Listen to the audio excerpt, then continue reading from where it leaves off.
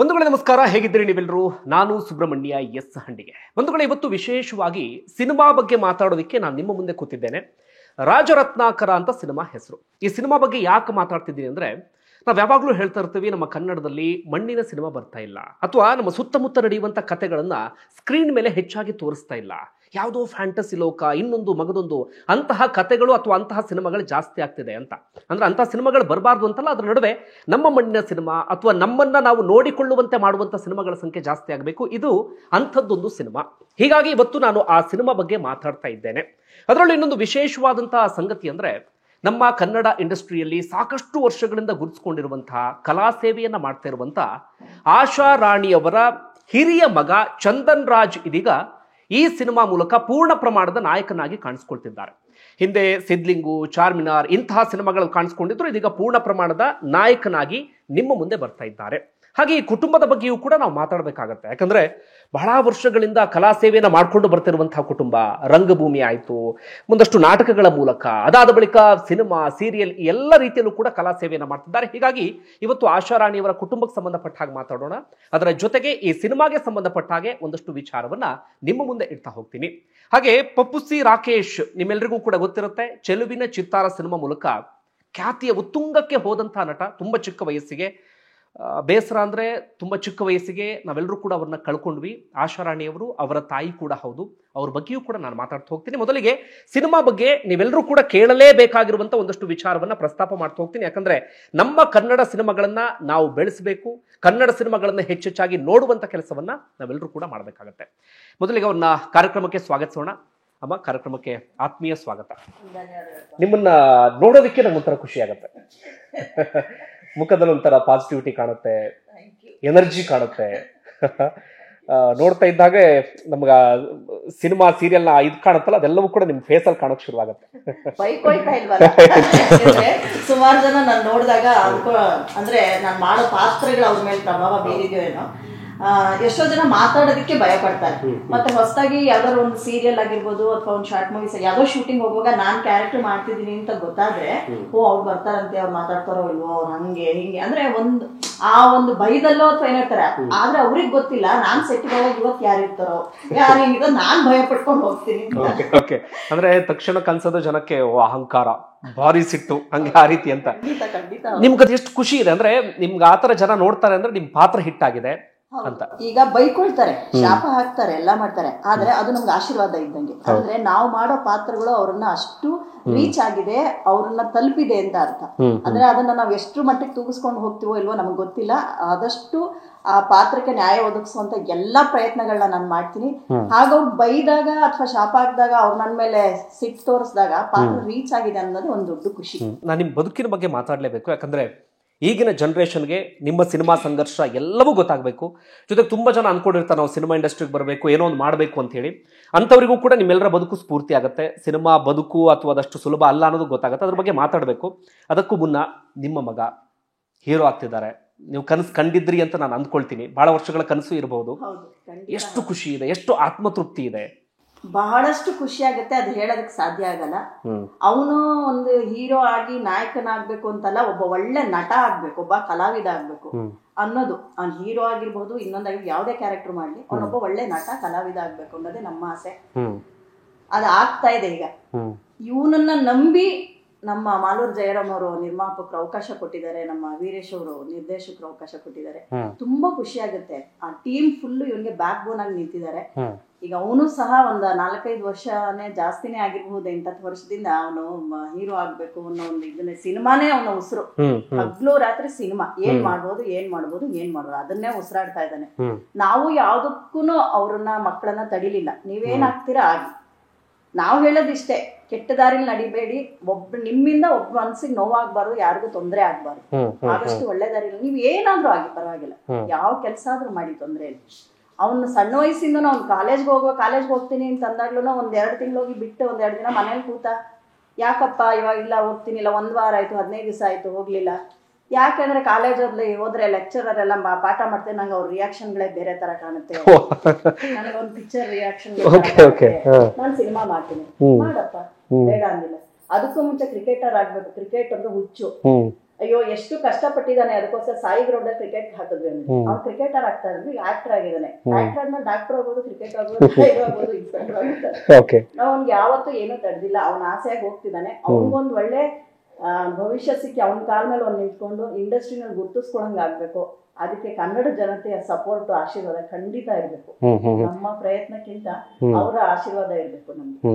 ಅಂದ್ರೆ ಪ್ರತಿ ಕಲಾವಿದರಿಗೂ ಒಂದು ಆಸೆ ಇರುತ್ತಂತೆ. ಅಂದ್ರೆ ನನ್ನ ನೆಕ್ಸ್ಟ್ ಜನರೇಷನ್ ಇರುತ್ತಲ್ಲ, ಅವರು ಕೂಡ ಕಲಾ ಸೇವೆ ಮಾಡಬೇಕು, ನನ್ನ ರೀತಿಯಲ್ಲಿ ಗುರ್ತಿಸ್ಕೊಳ್ಬೇಕು ಅಂತ ಹೇಳಿ ನೀವು ನನ್ನ ಪ್ರಕಾರ ಆ ರೀತಿಯಾಗಿ ಆಸೆ ಪಟ್ಟಿರ್ಬೋದು ಅಥವಾ ಕನಸು ಕಂಡಿರ್ಬೋದು. ಈಗ ಅದೇ ರೀತಿಯಲ್ಲಿ ಆಗ್ತಾ ಇದೆ, ಯಶಸ್ಸು ಕಾಣಲಿ ಅಂತ ನಾನು ಹಾರೈಸ್ತೀನಿ. ನಿಮ್ಮನ್ನು ಮಾತಾಡಿಸ್ತೀನಿ. ನಿಮ್ಮ ಮಗನ ಕಡೆಗೆ ಹೋಗೋಣ. ನಾನು ಸಿದ್ಲಿಂಗು ಸಿನಿಮಾದಲ್ಲಿ ನಿಮ್ಮನ್ನು ನೋಡಿದ್ದೆ, ರಿಜಿಸ್ಟರ್ ಆದ ಪಾತ್ರ. ಚಾರ್ಮಿನಾರ್ ಸಿನಿಮಾದಲ್ಲೂ ನಿಮ್ಮನ್ನು ನೋಡಿದ್ದೆ. ಆ ಕಣ್ಣೋಡ್ ಅನ್ಕೊಂಡಿದ್ದೆ ಏನೋ ಆಗ್ತಾರೆ ಅಥವಾ ಏನೋ ಒಂದಿದೆ ಈ ಮನುಷ್ಯನಲ್ಲಿ ಅಂತೇಳಿ. ಆದರೆ ನೀವು ಅಂತ ನಂಗೆ ಗೊತ್ತಾಗಿರ್ಲಿಲ್ಲ. ಅದ್ರ ಜನಕ್ಕೆ ಅಂದರೆ ನಿಮ್ಗೆ ಯಾರಾದರೂ ಗುರ್ತಿಸ್ತಿದ್ರ ಈ ರೀಸೆಂಟ್ ಡೇಸಲ್ಲಿ? ಚಾರ್ಮಿನಾರ್ ಮಾಡಿದ್ರಲ್ಲ, ಸಿದ್ಲಿಂಗಲ್ಲಿ ಮಾಡಿದ್ರಲ್ಲ ಅಂತ? ಸರ್ ಖಂಡಿತ. ಆ್ಯಕ್ಚುಲಿ ನಾನು ಆ ಟೈಮಲ್ಲಿ ಇದ್ದಿದ್ದಕ್ಕೂ ಈಗಿರೋದಕ್ಕೂ ತುಂಬ ವ್ಯತ್ಯಾಸ ಇದೆ. ತುಂಬ ಚಿಕ್ಕ ಹುಡುಗ ನಾನು. ಸೊ ಈಗ್ಲೂ ಆದ್ರೂ ಎಷ್ಟೋ ಜನ ನನ್ನನ್ನು ಗುರ್ತಿಸೋರು ಇದ್ದಾರೆ. ನೀವು ಎಲ್ಲೋ ಸಿದ್ಲಿಂಗು ಈ ಥರ ಸ್ವಲ್ಪ ರಿಕಾಲ್ ಮಾಡ್ಕೊಂಡು ಗುರ್ತಿಸೋರು ಇದ್ದಾರೆ. ಸಡನ್ನಾಗಿ ಗುರ್ತಿಡಿಯೋಕ್ಕಾಗಲ್ಲ, ಯಾಕಂದರೆ ತುಂಬ ಡ್ರಾಸ್ಟಿಕ್ ಚೇಂಜಸ್ ಆಗಿದೆ ನನ್ನ ಅಪಿಯರೆನ್ಸಲ್ಲಿ. ಸೊ ಗುರ್ತಿಡಿತಾರೆ. ಸೊ ಅಲ್ಲಿಂದ ನಾವು ಸಿದ್ಲಿಂಗು ಆಗಲಿ ಚಾರ್ಮಿನಾರ್ ಆಗಲಿ ತುಂಬ ದೊಡ್ಡ ಏನು ಗುರುತನ್ನ ಕೊಟ್ಟಂಥ ಸಿನಿಮಾಗಳು ನನಗೆ. ಯಾವ್ದೋ ಡೈಲಾಗ್ ನೆನಪಿದೆಯಾ ಅಲ್ಲಿಂದ ಶುರು ಮಾಡೋಣ? ಸಿದ್ಲಿಂಗಲೇ ತುಂಬ ಫೇಮಸ್ ಇದೆಯಲ್ಲ ಸರ್, ಶಶಿಕಲಾ ನಾನೇನಾದ್ರು ತಪ್ಪು ಮಾಡಿದ್ರೆ ಹೇಳ್ತೀನಿ ಮಕ್ಕಳಿಗೆ ಕೇಳು. ಸೊ ಆ ಡೈಲಾಗ್ ತುಂಬ ಫೇಮಸ್ ಆಗಿತ್ತು. ಅಲ್ಲಿಂದ ಸ್ಟಾರ್ಟ್ ಮಾಡಿ ಚಾರ್ಮಿನಾರ್ ಬಂದೆ. ಅಲ್ಲಿಂದ ಸ್ವಲ್ಪ ಗ್ಯಾಪ್ ತಗೊಂಡು ಸ್ವಲ್ಪ ಸಿನಿಮಾಲಿ ಆಳವಾಗಿ ಜ್ಞಾನ ತಗೊಳ್ಬೇಕು ಅಂತ ಸಿನಿಮಾಲೇ ಇತ್ಕೊಂಡು ಈಗ ಒಂದು ನಾಯಕನ ಪಾತ್ರ. ರಾಜರತ್ನಾಕರ. ನಾನು ಈ ಸಿನಿಮಾ ಹೆಸರು ಹೇಳ್ತಾ ಇದ್ದಂಗೆ ಒಂದಷ್ಟು ಸಾಂಗ್ಗಳನ್ನು ನೋಡೋಕೆ ಶುರು ಮಾಡಿಕೊಂಡೆ. ಸುರ್ಸುರು ಬತ್ತಿ ಅನ್ನೋ ಸಾಂಗು ನಿಜವಾಗ್ಲೂ ಹೇಳ್ಬೇಕಂದ್ರೆ, ಪ್ರಾಮಾಣಿಕವಾಗಿ ಹೇಳ್ಬೇಕಂದ್ರೆ ನನಗಷ್ಟು ನಿರೀಕ್ಷೆ ಇರಲಿಲ್ಲ. ಅಂದರೆ ಸಾಂಗ್ ನೋಡೋಣ, ಯಾರೋ ಹೊಸ ಹೀರೋ ಆ ರೀತಿಯಲ್ಲೇ ಆ ಸಾಂಗ್ ನೋಡಿದ್ದು. ನೋಡ್ತಾ ಇದ್ದಾಗ ಅನ್ಸ್ಬಿಡ್ತು. ಅಂದರೆ ನಾನು ಸುಮ್ಮನೆ ಹೇಳ್ತಾ ಇಲ್ಲ, ನೀವು ಯಾರಾದ್ರೂ ನೋಡಿಲ್ಲ ಅಂತ ಆದರೆ ಯೂಟ್ಯೂಬಲ್ಲಿ ಸಿಗುತ್ತೆ. ರಾಜರತ್ನಾಕರ ಸಿನಿಮಾ ಸಾಂಗ್ಸ್ ಅಂತ ಹೇಳಿ ಇದು ಮಾಡಿ ನಿಮ್ಗೆ ಆ ಸಾಂಗ್ಗೆ ಮೊದಲು ಬರುತ್ತೆ. ಚೆನ್ನಾಗಿ ರೀಚ್ ಕೂಡ ಆಗಿರುವಂಥ ಸಾಂಗು ಸುರ್ಸುರು ಬತ್ತಿ. ಅಂದರೆ ಆ ಸಾಂಗ್ ಹೇಗಿದೆ ಅಥವಾ ಅದೆಲ್ಲಕ್ಕಿಂತ ಮಿಗಿಲಾಗಿ ನಿಮ್ಮ ಮಗನ ಆ ಸ್ಟೈಲ್ ನೋಡ್ತಿದ್ದಾಗ ಅಥವಾ ಒಂಥರ ಆ ಪವರ್ ಕಾಣಿಸ್ತಾ ಇತ್ತು. ನಾನು ಆಗಲೇ ಹೇಳಿದ್ನಲ್ಲ, ಯಾರೋ ಹೊಸ ಹೀರೋ ಹೇಗಿರ್ಬೋದು ಆ ಥರ ಯೋಚನೆ ಮಾಡಿದೆ.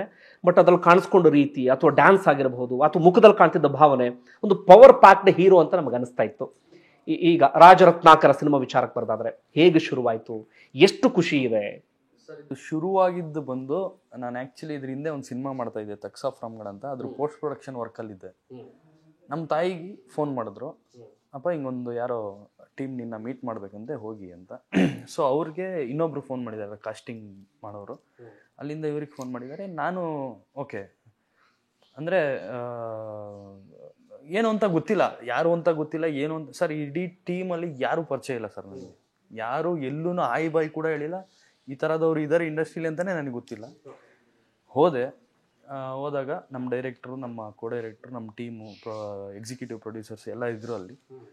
ಮಾಮೂಲಿ ಮಾತುಕತೆ ಆಯಿತು. ಒಂದು ಲೈನರ್ ಹೇಳಿದ್ರು. ನನಗೆ ಒಂಥರ ಶಾಕ್ ಆಯಿತು ಆ್ಯಕ್ಚುಲಿ.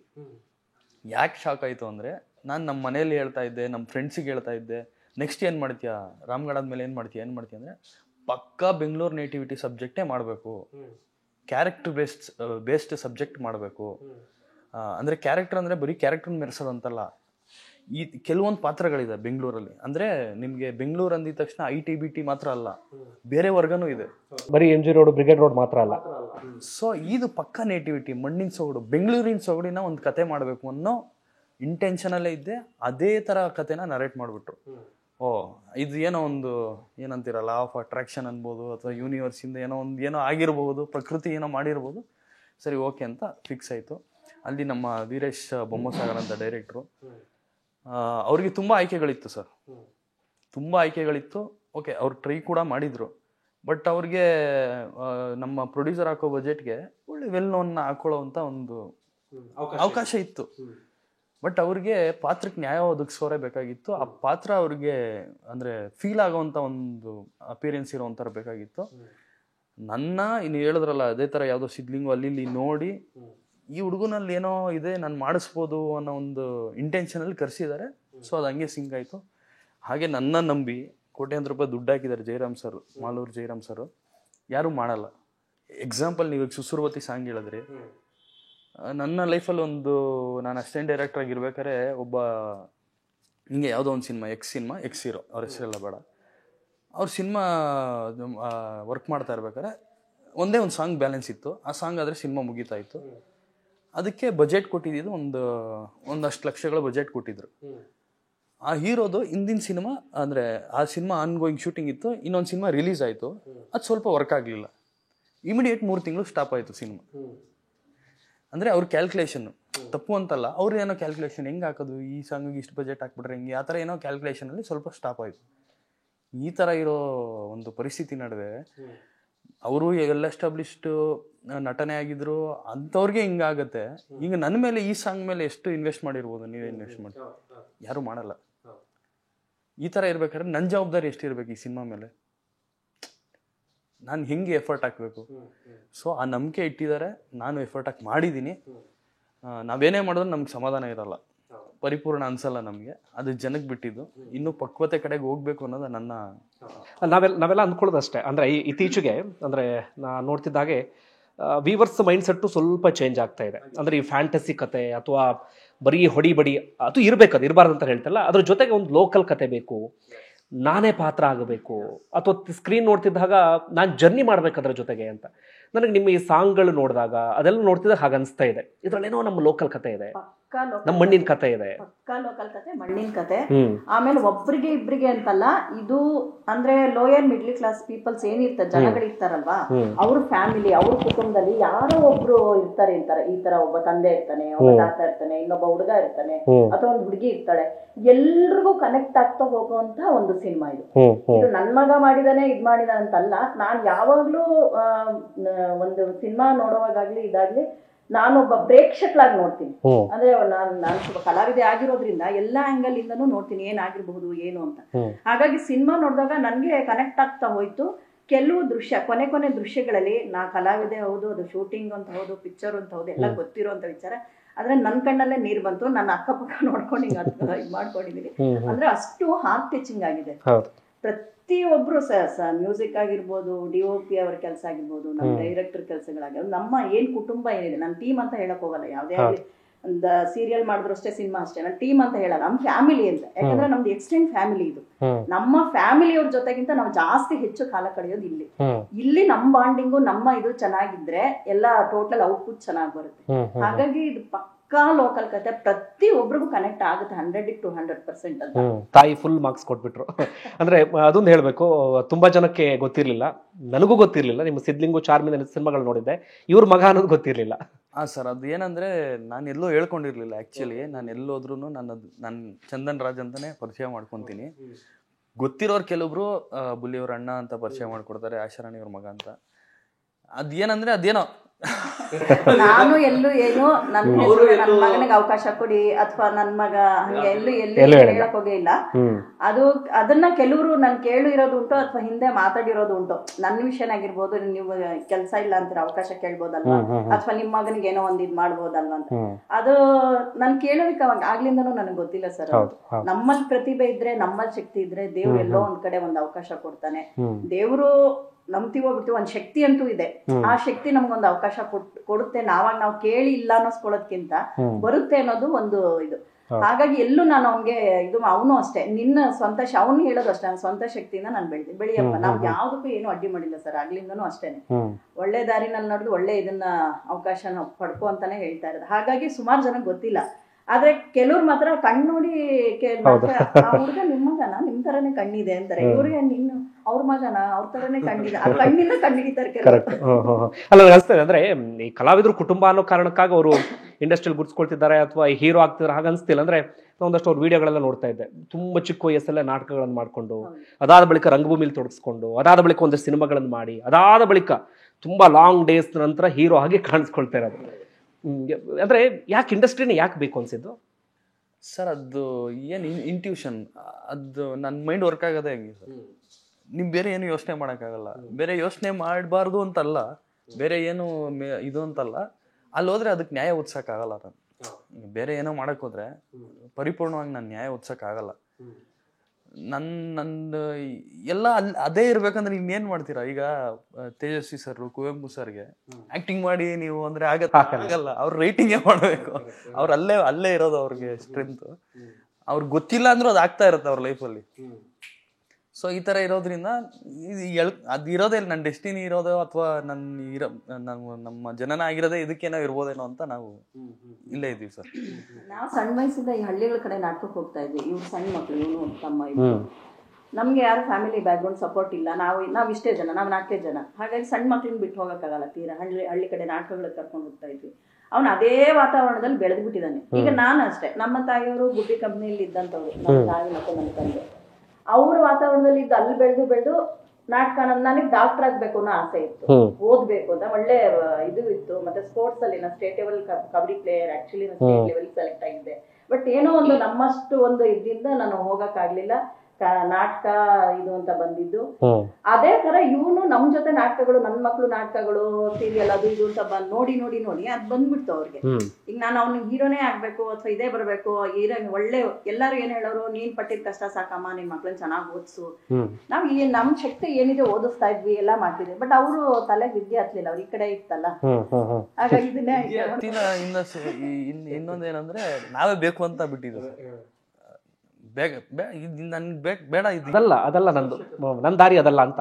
ಅದು ಅನವಶ್ಯಕ ಆಗುತ್ತೆ. ಅಂದ್ರೆ ಟೈಮ್ ಯಾಕೆ ಅಲ್ಲಿ ವೇಸ್ಟ್ ಮಾಡೋದು, ಬಾ ಇಲ್ಲಿ ಹೋಗೋಣ. 4-5 ಸಿನಿಮಾ ಹಾಡ್ಗಳು ಕೂಡ ಬರ್ದಿದ್ದಾನೆ, ಒಳ್ಳೆ ರೈಟರ್ ಕೂಡ. ಡೈರೆಕ್ಷನ್ ಡಿಪಾರ್ಟ್ಮೆಂಟ್ ಅಲ್ಲೂ ಕೆಲಸ ಮಾಡಿದ್ದಾನೆ. ನಾನು ಡೈರೆಕ್ಷನ್ ಡಿಪಾರ್ಟ್ಮೆಂಟ್ ಅಲ್ಲಿ ಕೆಲಸ ಮಾಡ್ತೀನಿ, ಮಾಡಪ್ಪ ನಾನು ಇದು ಮಾಡ್ತೀನಿ ಮಾಡು, ಇಲ್ಲ ನಾನು ಆಕ್ಟಿಂಗ್ ಮಾಡ್ತೀನಿ ಮಾಡು. ಯಾವುದಕ್ಕೂ ಅಡ್ಡಿ ಮಾಡಿಲ್ಲ. ಇಷ್ಟು ವರ್ಷ ಆದ್ರೂ ತುಂಬಾ ಸಹನೆಯಿಂದ ವೆಯ್ಟ್ ಮಾಡ್ತಾ ಇದ್ದಾರೆ. ತಾಯಿ ಆಗ್ಲಿ ತಂದೆ ಆಗ್ಲಿ, ನಮ್ಮ ಲೈಫಲ್ಲಿ ನಡೆದಿರೋ ಘಟನೆಗಳು, ನಮ್ಗಾಗಿರೋ ಆಘಾತಗಳು, ಎಲ್ಲ ಆ್ಯಂಗಲಲ್ಲೂ, ಸಾಮಾಜಿಕವಾಗಿ, ಆರ್ಥಿಕವಾಗಿ, ವೃತ್ತಿಯಿಂದ ಹಿಡಿದು ಎಲ್ಲಾ ತರ ಆಘಾತಗಳಿಂದನೂ ಆಕ್ಚುಲಿ ಪ್ರಪಂಚನ ನೋಡಿದ್ರೆ ಏನ್ ಮಾಡ್ತಾವ್ ನೀವನು, ಹಿಂಗೆ ಅವ್ರ ಮನೇಲಿ ಹಿಂಗಿದೆ, ಯಾಕೆ ಹಿಂಗ್ ಮಾಡ್ತಾವ್ ನೀವನು ಅಂತ ಅನ್ಸುತ್ತೆ. ಬಟ್ ಬೇರೆ ಏನು ಮಾಡಿದ್ರೆ ವರ್ಕ್ ಆಗಲ್ಲ ಸರ್ ನನ್ನ ಲೈಫ್. ನಿಮ್ಮ ಪ್ರಕಾರ ಹೆಂಗಿದೆ ಇಂಡಸ್ಟ್ರಿ? ಅಂದರೆ ಈಗ ಹೊರಗಡೆಯಿಂದ ನೋಡೋಕೆ ಬೇರೆ ರೀತಿಯಲ್ಲಿ ಕಾಣುತ್ತೆ. ಮತ್ತೊಂದು, ಹೊರಗಡೆ ತುಂಬ ಜನ ಕಲಾವಿದರು ಬದುಕು ಅಂದರೆ ತುಂಬ ಜನ ಯೋಚನೆ ಮಾಡೋದು ಐಷಾರಾಮಿ ಬದುಕು, ಅದ್ಭುತವಾಗಿ ಲೈಫ್ ಲೀಡ್ ಮಾಡ್ತಿರ್ತಾರೆ, ಯಾವುದಕ್ಕೆ ಸಮಸ್ಯೆ, ದಿನಕ್ಕೆ ₹1,00,000 ಖರ್ಚು ಮಾಡ್ತಿರ್ತಾರೆ, ಅವ್ರಿಗೆ ಯಾವುದಕ್ಕೂ ಕಡಿಮೆ ಇರಲ್ಲ ಅಂತ ಒಂದು. ಮತ್ತೊಂದು, ಹಿಂಗೆ ಇಂಡಸ್ಟ್ರಿ ಅಂದರೆ ಹಿಂಗೆ ಅಂದರೆ ಅಲ್ಲೂ ಸ್ಟ್ರಗ್ಲಿಂಗ್ ಇರುತ್ತಾ, ಅಥವಾ ನೀವು ಕಲಾವಿದ್ರ ಮಗ ಅಥವಾ ಕಲಾವಿದ್ರ ಕುಟುಂಬದಿಂದ ಬಂದರೆ ಅನ್ನೋ ಕಾರಣಕ್ಕೆ ಎಲ್ಲ ಸುಲಭ ಆಯ್ತಾ, ಹೇಗಿತ್ತು ಆ ಜರ್ನಿ?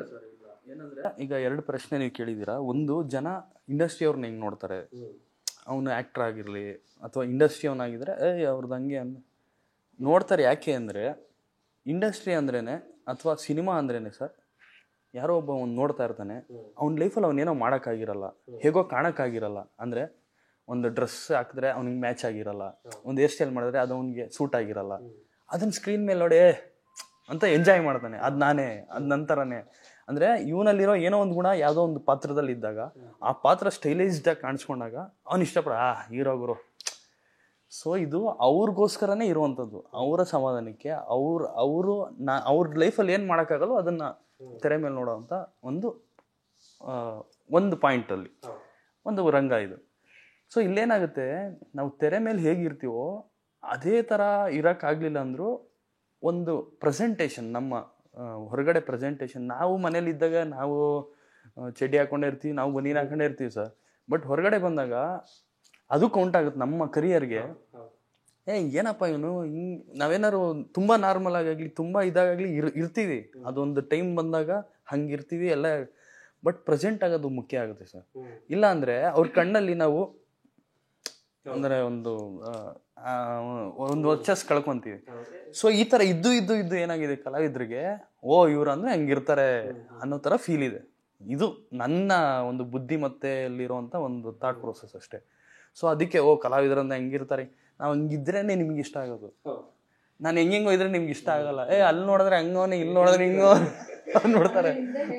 ಸರ್ ನಾವು ಕೇಳಿರೋದು, ಹಿಂದಿನ ಕಥಾನಾಯಕಿಯರು ಏನು ಹೀರೋಯಿನ್ಗಳಿದ್ರು ಎಲ್ಲ ಇದ್ರಲ್ಲ, ಆಗೆಲ್ಲ ಹೇಳೋರಂತೆ ಡೈರೆಕ್ಟರ್, ನೀವು ಅಂದ್ರೆ ಈಗಿನಷ್ಟು ಫ್ರೀಡಮ್ ಆಗಿ ಅವಾಗ ಶೂಟಿಂಗ್ ಇರ್ತಾ ಇರ್ಲಿಲ್ಲ. ಎಲ್ಲೋ ಒಂದಷ್ಟು ಸೆಟ್ ಅಲ್ಲಿ ಮಾಡೋರು, ಒಳಗಡೆ ಸ್ಟುಡಿಯೋಗಳಲ್ಲಿ ಶೂಟ್ ಮಾಡೋರು. ಗೊತ್ತಿಲ್ಲ ಚಿತ್ರೀಕರಣ ಅಂದ್ರೆ ಏನು ಅದೇನು ಅಂತ ಸಾಮಾನ್ಯ ಜನಗಳಿಗೆ ಗೊತ್ತಾಗ್ತಾ ಇರಲಿಲ್ಲ. ಅವ್ರೇನ್ ತೆರೆ ಮೇಲೆ ನೋಡ್ತಿದ್ರಲ್ಲ ಅಷ್ಟೇ.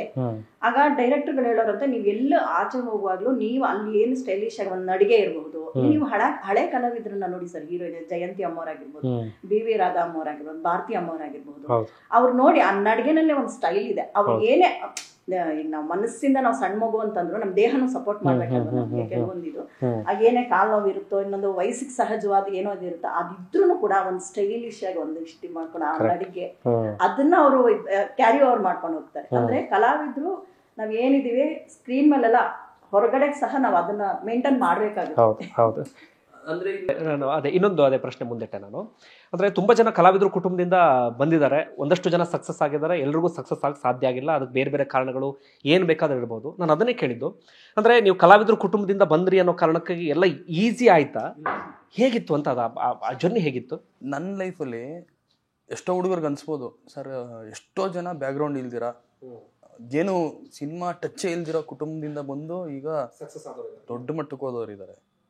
ನನ್ನ ಲೈಫಲ್ಲಿ ಏನಂದರೆ, ನಾವು ಡಿಸೈಡ್ ಆಗಿದ್ದು ಯಾವುದು ನಮ್ಮ ಕುಟುಂಬದ ವಿಚಾರಗಳನ್ನ ಬಳಸಬಾರ್ದು, ಅದು ಇಟ್ಕೊಂಡು ನಾನೇನು ಕೆಲಸಕ್ಕೆ ಇಟ್ಸ್ಕೋಬಾರ್ದು. ಏನಕ್ಕೆ ಆಗುತ್ತೆ ಅಂದರೆ, ಕೊಡ್ತಾರೆ ಕೆಲಸ ಕೊಡ್ತಾರೆ ಎಲ್ಲ ಆಗುತ್ತೆ, ಬಟ್ ಅದು ಅದೇ ಥರ ನಾನು ತೊಗೊಳ್ತಾ ಹೋದರೆ, ಅವಕಾಶಗಳನ್ನ ನಾನು ಗಿಟ್ಟಿಸ್ಕೊತಾ ಹೋದರೆ ನಿಜವಾಗ್ಲೂ ಕಷ್ಟಪಡೋನು ಯಾರೋ ಒಬ್ಬ ಇರ್ತಾನೆ ಸರ್. ಈಗ ನಾನೊಂದು ಆಡಿಷನ್ಗೆ ಹೋಗ್ತೀನಿ ಅಲ್ವಾ, ಆಡಿಷನ್ಗೆ ಹೋದಾಗ ನಾನು ಆಡಿಷನ್ ಕೊಡ್ತೀನಿ, ಸರಿಗೆ ಮಾಡಿರಲ್ಲ ಅಂದ್ಕೊಳ್ಳಿ, ಅವ್ರು ಅಂದ್ಕೊಂಡಿರೋ ಪಾತ್ರಕ್ಕೆ ಅವ್ರು ಅಂದ್ಕೊಂಡಿರೋ ಲೆವೆಲ್ಗೆ ನಾನು ಆಡಿಷನ್ ಕೊಟ್ಟಿರಲ್ಲ. ಬಟ್ ನಾನೇನು ಹೇಳ್ತೀನಿ, ಆಡಿಷನಿಂದ ಬರುವಾಗ ಸರ್ ಆಶರಣಿ ಅವ್ರ ಮಗ ಬುಲ್ಲಿಯವ್ರ ಅಣ್ಣ ಅಂದಾಗ, ಓ ಹೌದಾ ಸರಿ. ಇನ್ನೊಬ್ಬ ಯಾರೋ ಸಖತ್ತಾಗಿ ಮಾಡಿರ್ತಾನೆ, ತುಂಬ ಎಫರ್ಟ್ ಹಾಕಿ ಏನೋ ಮಾಡಿರ್ತಾನೆ, ಅವನು ಪಾಪ ಕಷ್ಟ ಬಿದ್ದು ಬಂದು ಮಾಡಿರ್ತಾನೆ, ಅವ್ರಿಗೆ ಅನ್ಸಿರುತ್ತೆ ಫಸ್ಟು ಇವ್ನು ಸೆಲೆಕ್ಟ್ ಮಾಡೋಣ ಅಂತ. ಬಟ್ ನಾನು ಯಾವಾಗ ಇವ್ರ ಹೆಸರು ಬಳಸ್ತೀನೋ ಅವನ ಅವಕಾಶ ಹೋಯ್ತಾ. ಈಗ ಇದು ಯಾವ್ದು ಸರಿ ಯಾವ್ದು ತಪ್ಪು?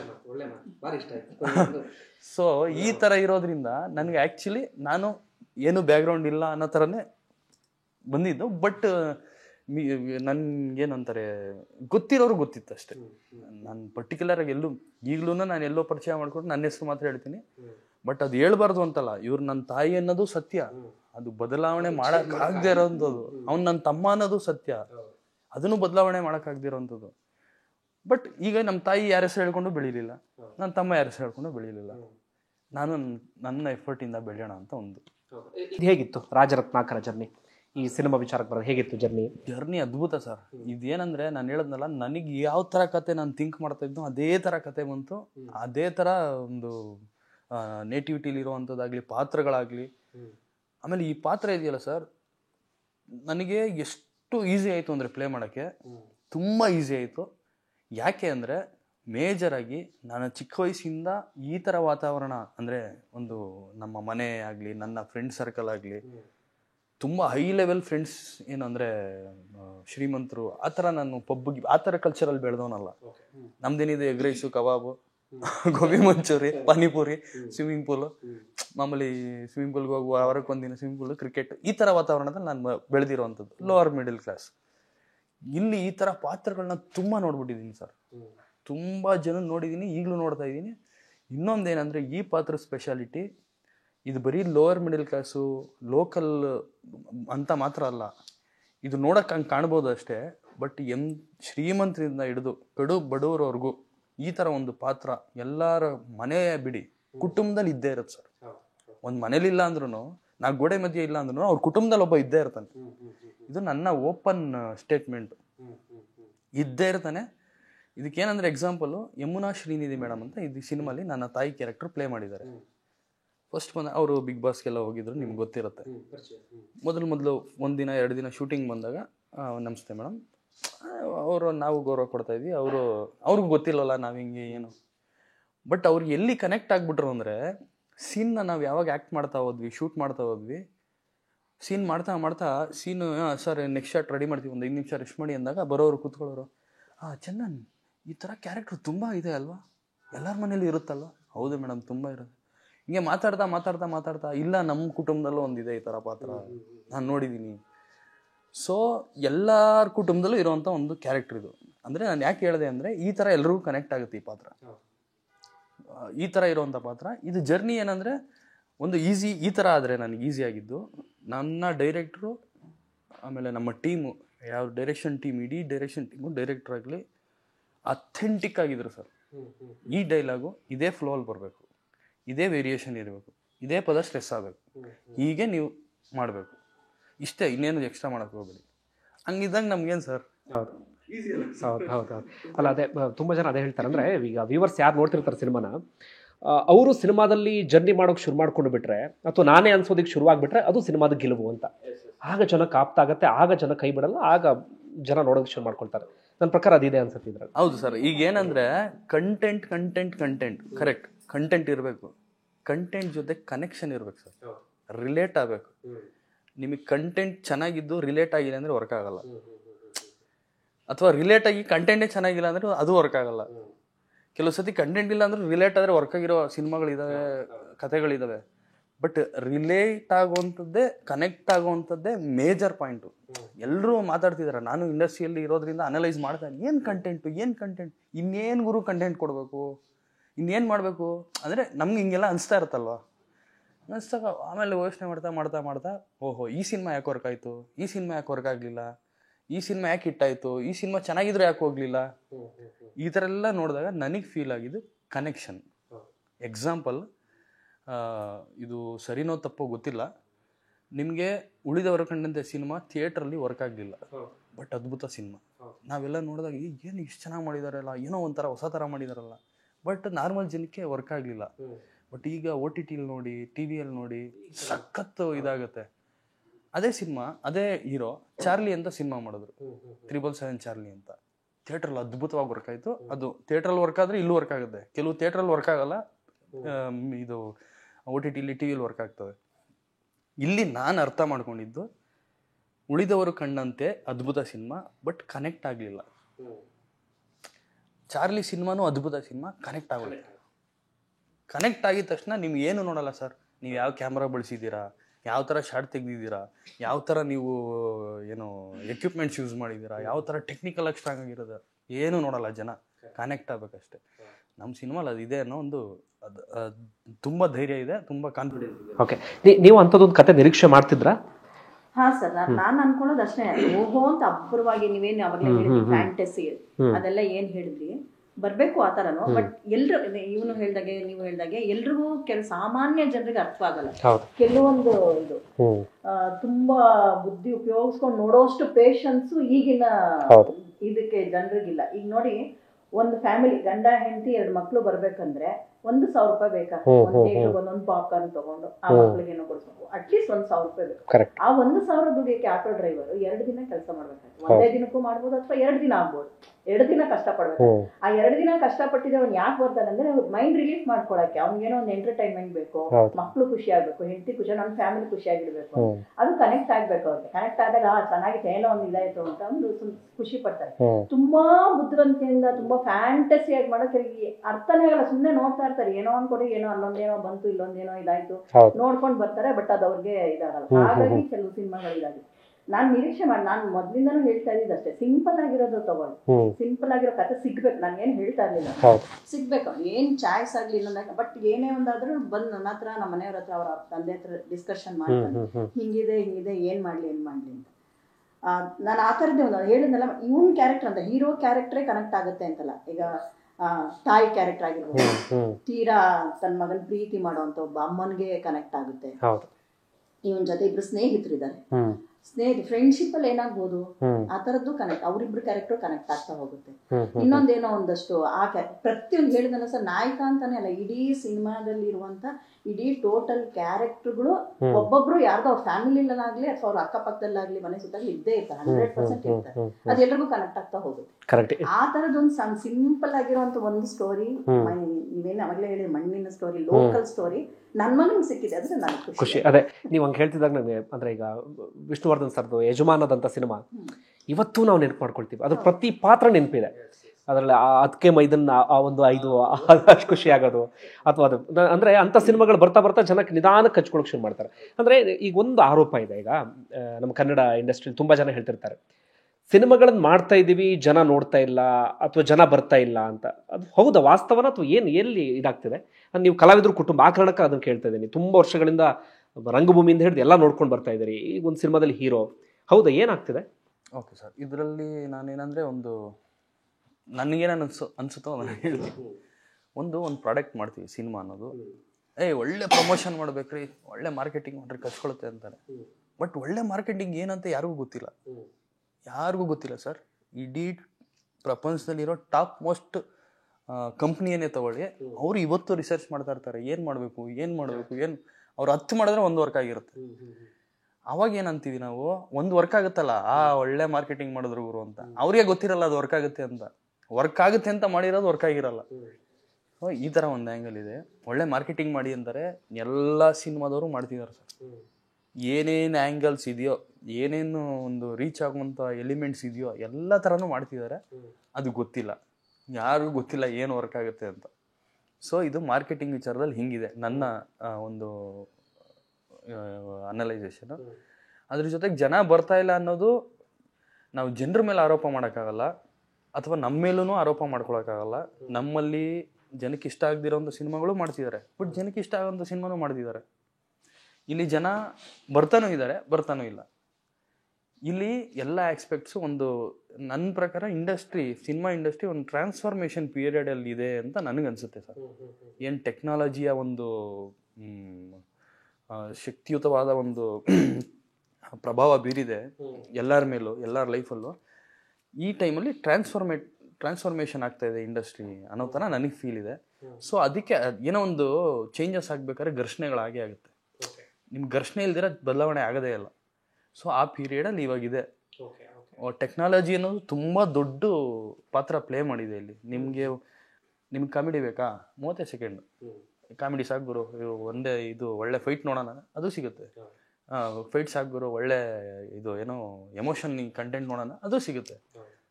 ಸೊ ಈ ಥರ ಇರ್ಬೇಕಾದ್ರೆ ಅವ್ರಿಗೆ ಈಸಿ ಆಗಿದೆ, ಏನು ಬೇಕೋ ಅದು ತೊಗೊಳ್ಳೋಂಥದ್ದು ಈಸಿ ಆಗಿದೆ. ಬೆಳಿಗ್ಗೆ ಶೋ ರನ್ ಆಗ್ತಾ ಇರುತ್ತೆ, ಮಧ್ಯಾಹ್ನ ಸಿನಿಮಾ ಟೆಲಿಗ್ರಾಮಲ್ಲಿ ಬಂದಿರುತ್ತೆ. ನಿಮ್ಮ ಸಿನಿಮಾ ದೊಡ್ಡ ಯಶಸ್ಸನ್ನು ಕಾಣಲಿ. ನೀವು ಸಿನಿಮಾ ಯಶಸ್ಸಾದ್ಮೇಲೆ ಒಂದು ಇದು ಕರಿತೀರಲ್ಲ, ಆಗ ದಯವಿಟ್ಟು ನಮ್ಮನ್ನು ಕರೀರಿ. ಆಗ ಮತ್ತೊಮ್ಮೆ ಬರೋಣ. ದೊಡ್ಡ ಯಶಸ್ಸಾಗೋ ಲಕ್ಷಣಗಳು ಕಾಣಿಸ್ತಾ ಇದೆ. ಥ್ಯಾಂಕ್ ಯು ಇಬ್ಬರಿಗೂ ಕೂಡ, ಥ್ಯಾಂಕ್ ಯು ಸೋ ಮಚ್. ಬಂಧುಗಳೇ, ಇಲ್ಲಿವರೆಗೆ ರಾಜರತ್ನಾಕರ ಸಿನಿಮಾ ಬಗ್ಗೆ ಮಾತಾಡ್ತಾ ಇದ್ವಿ. ನಮ್ಮ ಚಾನಲನ್ನು ನೋಡಿದ್ರೆ ಸಿನಿಮಾ ಪ್ರಮೋಷನ್ ನಿಮಗೆ ಕಾಣೋದು ತೀರಾ ಅಪರೂಪ, ಅಲ್ಲೊಂದು ಇಲ್ಲೊಂದು ಕಾಣುತ್ತೆ. ಅದರ ನಡುವೆ ಈ ಸಿನಿಮಾ ಬಗ್ಗೆ ಮಾತಾಡ್ತಾ ಇದ್ದೀವಿ ಅಂದರೆ ಸಿನಿಮಾದಲ್ಲಿ ಒಂದಷ್ಟು ವಿಶೇಷತೆ ಇದೆ. ದಯವಿಟ್ಟು ಥಿಯೇಟ್ರಿಗೆ ಬನ್ನಿ, ಸಿನಿಮಾನ ನೋಡಿ, ಕನ್ನಡ ಸಿನಿಮಾನ ಬೆಳೆಸೋಣ, ಇನ್ನಷ್ಟು ಉತ್ತುಂಗಕ್ಕೆ ತೆಗೆದುಕೊಂಡು ಹೋಗುವಂಥ ಕೆಲಸವನ್ನು ನಾವು ಮಾಡೋಣ. ಅದಕ್ಕೂ ಮಿಗಿಲಾಗಿ ನಾವೆಲ್ಲರೂ ಕೂಡ ಹೇಳ್ತಿರ್ತೀವಲ್ಲ, ಸ್ಥಳೀಯ ಕತೆ ಬೇಕು, ಮಣ್ಣಿನ ಕತೆ ಬೇಕು, ಹಾಗೆ ಹೀಗೆ ಅಂತೇಳಿ, ಅದೆಲ್ಲವೂ ಕೂಡ ಈ ಸಿನಿಮಾದಲ್ಲಿದೆ. ದಯವಿಟ್ಟು ಸಿನಿಮಾವನ್ನು ನೋಡಿ. ಮತ್ತೊಮ್ಮೆ ನಾನು ನಿಮ್ಮ ಮುಂದೆ ಬೇರೆ ವಿಡಿಯೋ ಮೂಲಕ ಬರ್ತೀನಿ. ಧನ್ಯವಾದ ಇಲ್ಲಿವರೆಗೆ ವಿಡಿಯೋ ನೋಡಿದ್ದಕ್ಕಾಗಿ. Thank you.